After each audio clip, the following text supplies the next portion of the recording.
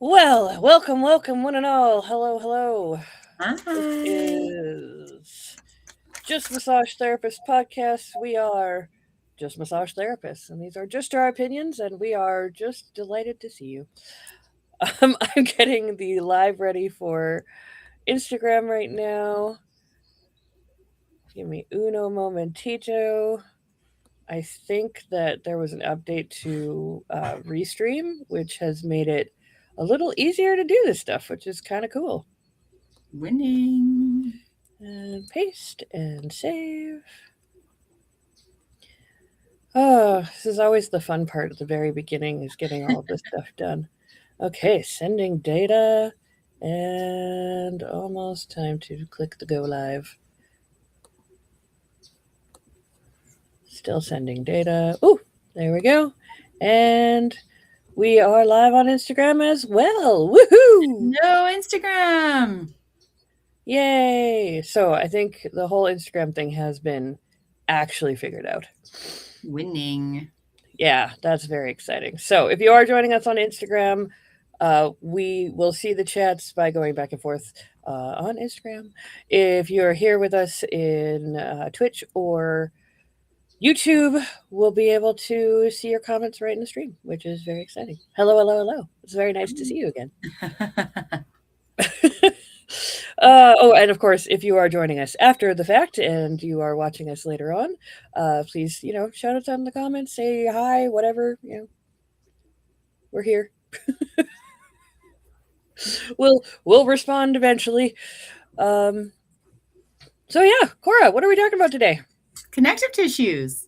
Uh, been looking forward to this day. Have you?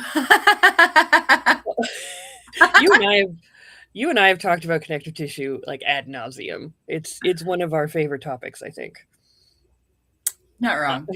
Yeah, it's quite fun. So, for those of you who are unaware, connective tissue is a overarching term for any tissue that is not nerves, muscle, or skin, or organ lining, which is also made up of the same stuff of our skin as our skin is lined up or is made up of. So, connective tissue has a lot of very cool features. Um, one of our types of connective tissue is the liquid types, and that's the blood and our lymph. Those are considered connective tissues because they do have a connection throughout our body. So they connect many different areas of our body and they perform a function like that. But the connective tissue that we're going to be focusing on is more of the other types, the more solid or gelatinous types of connective tissue. Right? I'm sure one day we could totally do a bloodstream and lymphatic. We've already done a lymphatic one, but we could do a bloodstream one, which would be fun. Yeah, it still blows my brain that blood is connective tissue. I actually remember learning that, and I was like, "What? What?" And then, yeah, Yeah. yeah. It's still such a weird Honestly, concept to me. if it had been me making decisions, I would have had a fifth type of tissue, and it would have been liquid tissue. you Yeah, know, yeah, like right? Because it. I mean, yes, it's a connective tissue, but it it doesn't have the same stuff as the other connective tissue. It doesn't have fibroblasts and it doesn't have collagen and reticular fibers. It doesn't have any of that stuff. yeah. So. Also, if at some point the cat who is up here in the window decides to jump down, don't I might freak out. So don't worry. I might get like scared because I forget that she's up there. And you have a startle reflex. Oh, I've got the biggest startle reflex. It's so dumb. Anyways, so the connective tissues that aren't blood have all the same things in common, and the thing that makes them different from each other is their consistency and what we call their matrix. So I'm giving sort of just the brief overview, and then we'll actually chat about it just so everybody's on the same page.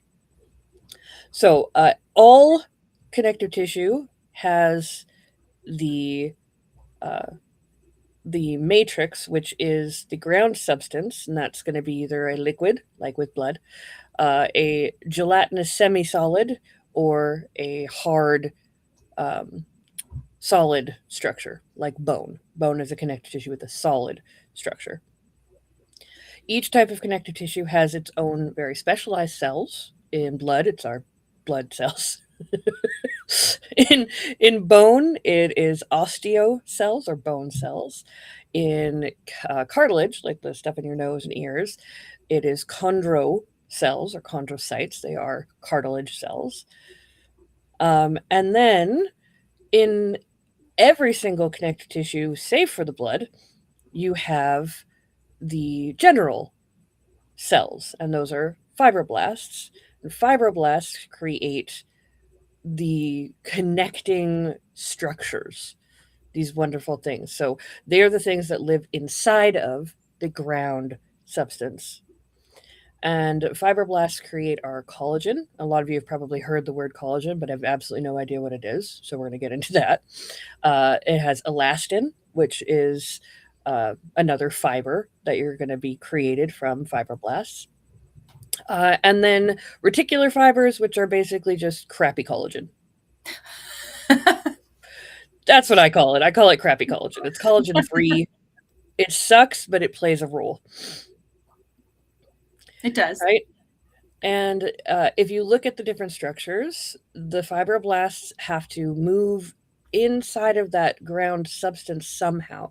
In bone, there are little tunnels, lacunae, and kind of canaliculi, so canals and little lakes. And they move through those to be able to create their products, which are the fibers, right? The collagen and reticular and elastin fibers. In our what did I call this? Oh my god, chondro. Nose, No, cartilage. Cartilage. Thank you. I'm like the basic words. Which one?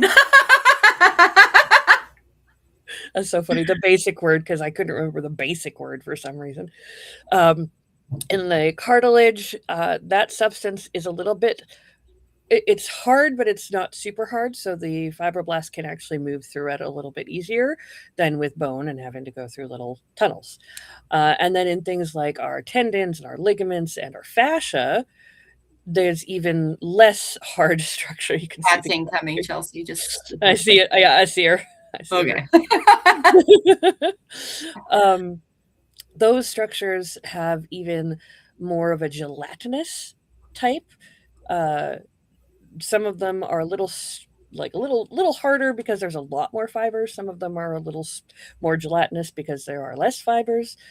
And the fibroblasts are able to move freely inside of that connective tissue. And that's sort of where we're going to go from there. And yeah, the cat is super distracting right now. Like I'm watching the cat going, "What are you doing? Are you coming down? Are you staying up there?" I'm terrified. Oh, she's. You need to come down, sweet girl. Do you so calm down? Oh, good girl. There, she made it. Until she goes back up.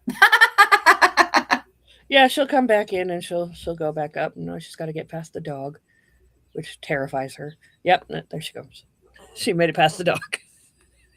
Winning. Oh, so funny. Okay, so Cora, what connective tissue do we want to talk about first? Is that a rhetorical question? Okay, yeah, well, I always know what you want to talk about first. So why don't you tell us a little bit about your favorite of the connective tissues? Okay, well, my favorite connective tissue is the fascia, in case you didn't know. And I love it because it is probably one of the most underrated connective tissues outside of the massage world. It's one of the most underrated connective tissues because it's not really, it's starting to be more understood. But when you look at the knowledge that we have of bone tissue and you look at the knowledge that we have of the epithelial tissues and even just the different systems, the fascia in itself has been put to the back burner. Before, like when it was first discovered, it was just like sinew, right? They had cadavers And that's what they were studying. So they were trying to put a purpose to a system that was dried out. So they didn't really put a lot of purpose to it or hold a lot of what's the word I'm looking for? Importance to the Significance tissue, or to the fascial system itself. But now they've actually kind of started to elaborate on it a little bit, a lot more actually over the last like 30 years. But they've actually discovered that the fascial system is a continuous sheet. There isn't a beginning or an end to it. There's actually theories out there that suggest if we were to remove all of the cells, all of the different organs, all of the other tissues besides fascia, but maintaining all of the fascia that binds the systems together and the cells, we would maintain our shape.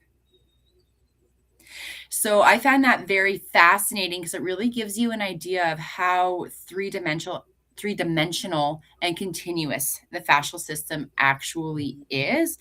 Like it surrounds this organ tissues down to a cellular level. And all the tissues, everything down to a cellular level, even the periosteum of the bone that the muscles attach onto is fascia, which again just kind of blows your mind because you think, oh, the muscle attaches to the bone. But It no, doesn't. it The doesn't. It muscle doesn't attaches. attach to the bone at all. Isn't that so weird? It attaches to the fascial covering of that bone. Which is just a continuation of the tendon. Yeah, right? Because Hmm. each muscle cell is surrounded by fascia, and then the bundles of the cells are grouped together, surrounded by fascia, and then you have the muscle, which is surrounded by fascia. And all that fascia on either end Connects to the periosteum and blends together. hmm So, in its so ideal cool. state, like the fascial system in itself, kind of, it has that gelatinous ground substance. That's what it is. It's very gelatinous. It has that ability to slide and glide and shift, Hmm. and that very much gives the fascia's ability to allow the different structures to move individually as a unit. So they're all moving individually together, kind of like in a tug of war, right? We're all pulling. I feel like I've used this analogy before, but they're all pulling together as a unit to create functional movement. When we have injury and with that too, also it allows for shock absorption. So when you are jumping, that the fascia and that ground substance and the fluidity of the fascia allows for that shock to be distributed evenly or dispersed throughout the body. So it's not all concentrated at your ankles. It's not all concentrated at the knees. That would be really unfortunate if that was the case. Oh yeah, and there's a nice little picture of the different. Yeah, I wanted to show this. Trying to make it a little bit bigger so we can see it a little bit better. Here we go. So here we have like the individual muscle cells and how they're created in that fascial coating, a fascial tube. There's multiple cells in this fascial tube creating that fascicle. And then multiple fascicles are creating the muscle that we see when we look at pictures. Hmm. So I love this picture because it really shows how intricate the fascial coatings actually go and the fascial layers actually go. Hmm. And I just love this. This is beautiful.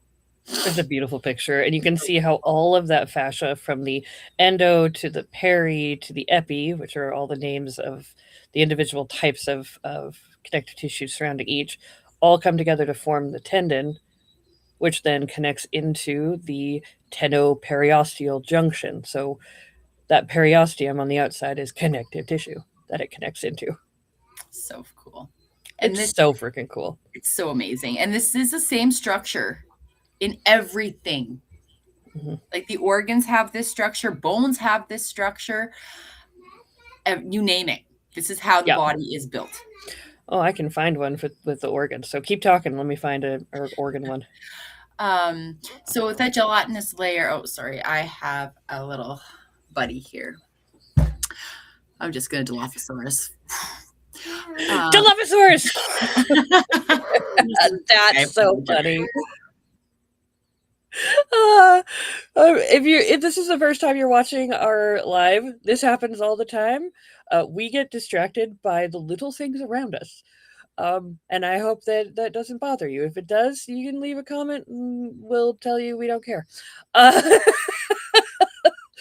Uh, so when she says that the connective tissue, every single thing, every single part of our body is structured in a similar fashion, not it's not a joke. It's not everything has connective tissue that surrounds it, giving it its shape, or at least helping to keep its shape the way it's supposed to be, and connecting it to other things. One of the big ones that I think about, especially because fatty tissue is also part of connective tissue.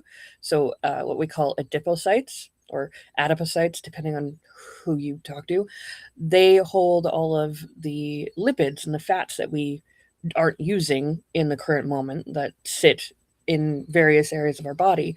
And I think about in the abdominal region, we have the two mesentery regions, which are big fatty connective tissue areas that help to insulate the front and the top of our abdominal region. And then we have the omentum on the very, very front, which is another fatty connective tissue layer that helps to protect and again but actually that's more of a huge storage region, but store and protect our abdominal region, and it is this beautiful gelatinous connective tissue substance. And that's what I was going to try and find for us, which is what I am looking for in the digestive system pictures right now. Um, but I do have this one that's really good. That is the layers of the digestive tract. So I'm going to come back and share that with you guys. Oh, so layers of the digestive tract here. You can see um, you've got your inner layer, that's skin tissue. That's the same kind of tissue that our skin is made up of, but a little bit moister, of course, because our skin is very dry and dead on the top. This stuff is not dry and dead. And then you have the mucosal layer, and that mucosal layer is a connective tissue type. And that inside of that connective tissue lives a really delightful layer of lymphatics and blood. And then you have the submucosal, which is also a connective tissue type, which also lives inside of here, a lot of blood and glands and beautiful things. And then you have your muscle tissue, and then on the outside you have your serosa, and your serosa is another connective tissue layer. The wonderful connective tissue that keeps everything intact, right? And this is just of the digestive tract itself. And then if you look here, you can see the omentum at the top, the lesser omentum, and then you can see the greater omentum. These two beauties that are giving us protection and insulation. And then you have the mesentery at the back, which is again just a connective tissue with a lot of fat in it, a lot of adipocytes that are holding everything together and making sure that we are insulated and structured. It's just so freaking cool. It really is. And the digestive system in itself, there's so much force that comes through these organs. And the fascia has to be strong enough to withstand that force. 3 layers of fascia. 3 layers. 3. Like some fascia can actually exert up to 2,000 pounds of tensile strength. Mm-hmm. Like that's And honestly, we need that in our gut. we really Oh do. And the pericardium too. The heart. yeah, the heart is a good one too. I almost called it periosteum. That was I was like, not wrong. I heard it. No, but that's also a very fascinating aspect of the fascia is how strong it actually is. So very strong. I mean, that includes your bones. Like your bones can also take up to that same amount of pressure, that same Yeah. amount of force. Yeah. And that's the one I want to talk about. So you finish off with fascia, and I want to talk about my favorite one. Um, yeah, honestly, I kind of lost my train of thought completely. So you can talk about the bones, and then once if I regain it, I'll come back after you're done. Okay, I love that. Yeah, we definitely get distracted. Sorry, she's yeah. You don't have to apologize at all. Never, never. This is just us having a conversation and letting people listen in. Fair enough. Fair enough. Oh man, so bone. Oh my god, I love bone. Bone, I actually hated bone when I first learned about it because I thought it was super confusing. And it turns out it's just extremely structured. It's way more structured than any of the other connective tissues, and the hardest part is remembering the names of things. And once you get the names down, it's like, oh my god, yeah, this is so easy. Bone is so delightful because it is a never-ending cycle of death and rebirth and death and rebirth and death and rebirth. It's just constantly going on and on and on in what is essentially sometimes not even a square inch of surface, which is, oh, Okay. just makes me so happy. So, bone connective tissue has the fibroblasts, has the collagen, has the reticular fibers and all that stuff. We still need to talk about what collagen is. Um, but because the matrix, the ground substance, I should say, that holds it all together is minerals, is hard, right? Is calcium, is magnesium, is phosphorus, is what are the other ones? I just lost all of the other ones. Manganese. There are other ones that for some reason my brain is not bringing up to me right now, but it's all of these wonderful hard mineral substances. I mean, if you were to grab some salt and just go like this, it's a hard substance, right? It's a mineral. It's a hard substance. If you were to grab, it doesn't matter. It's a hard substance and it makes up the bone, but it doesn't just get made and then sit there. Right. The bone building cells, osteoblasts, they deposit the matrix into the bone, which creates the shape and the strength of the bone, part of the strength of the bone, around all of the collagen that has been laid down to form the structure of the bone. And then uh, when we need more calcium or more magnesium or whatever it is of that's in there that we need in our bloodstream to go out to our cells, we have bone eaters, osteoclasts. And they eat, they tear apart that bone matrix, that ground substance. They tear apart bits of it and put it into our bloodstream. And it is a constant shift back and forth. It's a living wall. It's not like concrete. It's not like a structure of a house like brick. It's not just brick and mortar. It sits there and it's that structure is always that same structure. That brick is always that same brick. No, the body is constantly eating at it and then rebuilding it, eating at it and rebuilding it. It's one of the reasons why bone is so much stronger than most every other substance, man-made substance, every other or any man-made substance in the world. Bone is so much stronger because it's constantly in a breakdown repair cycle, never ending at all parts of our bone. Isn't that crazy? I love that so much. And that kind of that remodeling actually brings into the importance of actually moving because it's a force that's going to cause that remodeling to happen. Like one of my clients actually was telling me that because she has osteoporosis, and she was telling me that her doctor told her in order to trigger the bone remodeling, she said that her doctor told her to jump off of the fourth step and land and then do a bounce. And she said that that was the optimal force for bone remodeling. Ooh, I love that. She said, but it has to have a bounce off. So you got to jump and then bounce and do a little hop after the jump. But she said the So fourth step. not just jumping, jump and bounce. Jump and That bounce. is super cool. Yeah, I thought so too. I was like, jumping off of the fourth step, I would think that would be a fracture risk, but she's early stages. She's not in the advanced stages of osteoporosis, so she's So still is she osteopenia or osteoporosis? osteoporosis. Okay, so past the pinea Yeah, stage. Okay. Pinea is the precursor. Like you don't quite have osteoporosis, but you're going there. yeah. Yeah. Um, that is Sorry. really freaking cool. But I ooh, found a picture. I like it. I love collagen.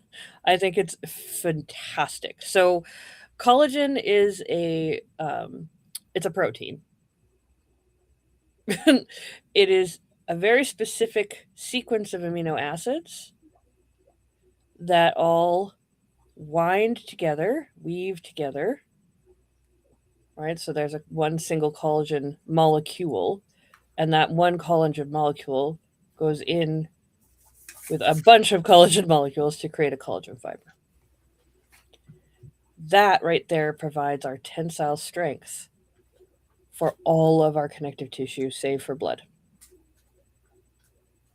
Oh, and lymph. There's not collagen in blood and lymph, but these beauties, they're so strong.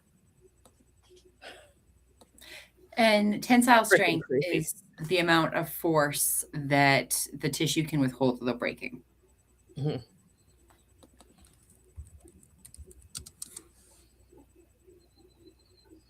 I wanted to get a good picture of elastin as well because it's so different comparatively. Here we go. I got one.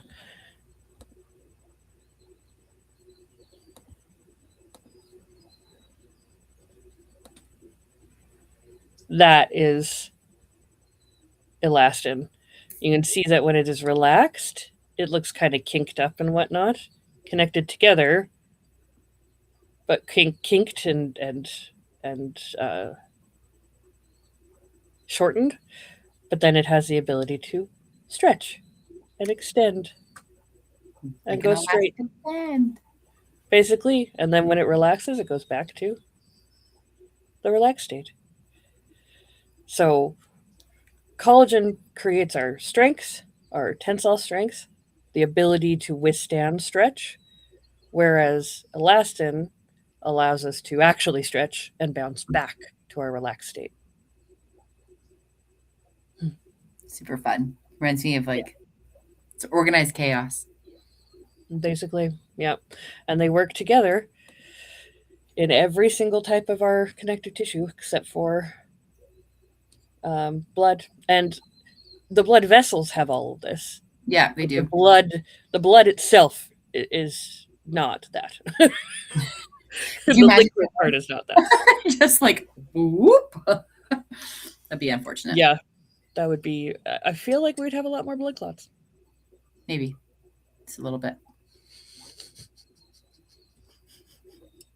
Oh, it's so funny.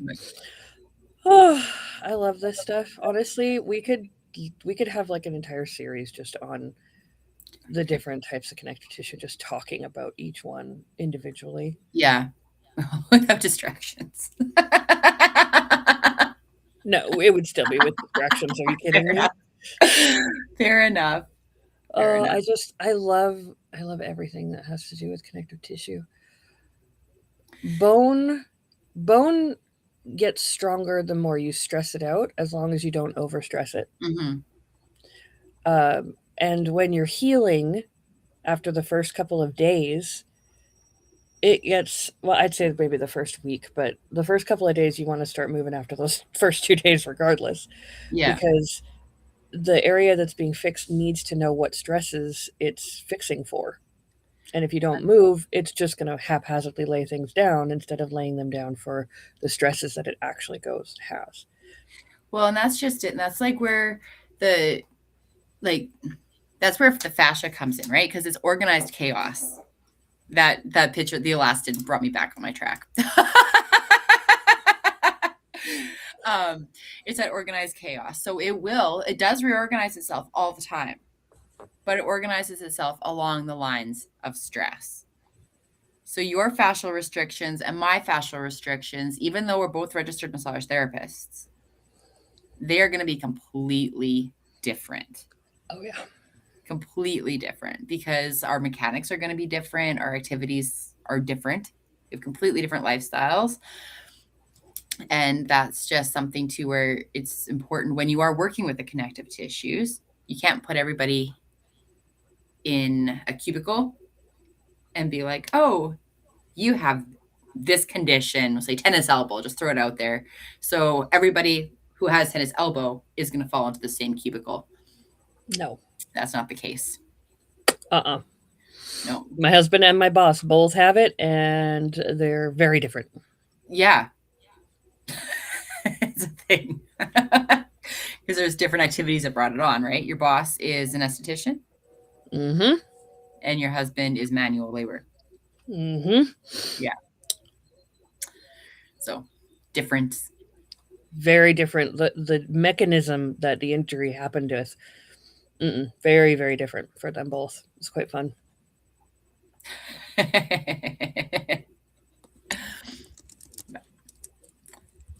Yeah. I feel like there was more I had to say before I got distracted. And I guess it kind of only brought me back a little bit on my tangent. That's okay. A little bit is okay. Uh, um, the one thing I do want to put out there, and it's really funny, uh, because I've been in the world of spa now for just under a year, so I don't know a lot still on that front of things, but the collagen treatments, the collagen masks and collagen under eyes and all that stuff, I'm starting to understand a little bit more about why it's become so popular, right? So I know that like amino acids, they're far too big. Even if they were broken down into single amino acids, they're far too big to penetrate through our skin. Mm. So collagen masks and collagen under eye stuff, I don't know whether or not it's doing what it says it's doing because it literally cannot penetrate through your skin. Right? Imbibing, eating, or drinking things that have collagen in them, collagen infused, yeah, because our digestive system is going to tear it apart and use the amino acids. Maybe not for collagen, but it's going to use the amino acids no matter what. Um, but yeah, it's really interesting because I have myself had the collagen under eye mask just to know what it felt like, and it did actually feel, me understanding that it doesn't penetrate through the skin, it did actually feel like the under eye had tightened. I wonder if we should get somebody on as a guest I that think that would be an excellent can explain choice. that a bit better. Mm-hmm. Because I'm going, it doesn't make sense to me. How did Mm. that happen? How did I feel that? Being skeptical, how did I feel this thing happen? But I know it can't go, it can't do that. It can't go into my skin surface and make any changes in that moment. So how is there an effect? Yeah, I've also wondered about like because a lot of those masks you see like lactic acid as a ingredient too, and Mhm. I've always kind of wondered like why. Because like we always think because I always associate lactic acid with domes, something that Uh-huh. your body wants to like Get rid remove. of. Like, yeah, it wants to Yeah. eliminate it. So I've always kind of wondered why that would be involved in so many facial products. Yeah, and it's one of the gentlest of them. Yeah, yeah, Right? So it's really, yeah, it's kind of one of those, now I'm getting more interested in that side of life because I'm experiencing more of that side of life. mhm. So, yeah, that'd be a fun one. See if we can wrangle ourselves up someone. I could put out some feelers. Okay, I love it. Let us know if that would be something interesting to you guys. I love the whole idea of collagen, of talking about these collagen masks and these lactic acids and the mango and the pumpkin peels and like all of this stuff, and going, what is it actually doing? And why do we have such a reaction to these things? Like, what is the actual biological cellular reactions happening? It'd be a fun one. I'm going to put that in our list. Do it. Yay! Okay. Oh, so yeah, I think that's good. Idea, uh, SD or Cosmo chat. There we go. I put it in there. SD or Cosmo chat. Oh, yeah. I feel like maybe we should choose a month somewhere in this year where we just go, we're talking about bone, we're talking about this, and we're gonna get into the details for half an hour of just a single individual one. I think that'd be fun. Mm, I think that'd I be a like fun that. one. Yeah. Oh, well, I have to go get ready for work now. I'm I'm just kidding. making some pancakes. Oh, yay, pancakes! Yeah, we just My got my breakfast this morning, mini muffins from Costco. it works. Our actual breakfast Yeah. were just granola bars and yogurt. But Oh, that's a great breakfast, though. oh yeah, it was so good. That is. We I have have a cream of wheat in that usually. winning. We have a freezer full of freshly. Well, we just got a pig, so we have a freezer full of sausage and bacon. So we're gonna Ooh, have some fresh bacon with our pancake. that sounds delightful. I'm excited. My bowels would hate me, but it sounds so Oh, good. so good. Oh, I love that. Uh, all right. Well, thank you for joining us, and for those of you joining us later, thank you so much for coming and seeing us, and we'll see you again next week. Oh, right. Next week we start an hour earlier, Yes. 9:30. Daylight 9:30 instead of saving. 10:30 because daylight savings is tomorrow. My time changes. Your guys' time technically doesn't, but I still have to do it at 8:30 my time because I gotta work. So it has to change to 30. 9:30 your guys' time, and yeah, there we go. So if you choose to join us a little earlier, awesome. If not, we'll see you later on when you watch it later on. Bye. Yay.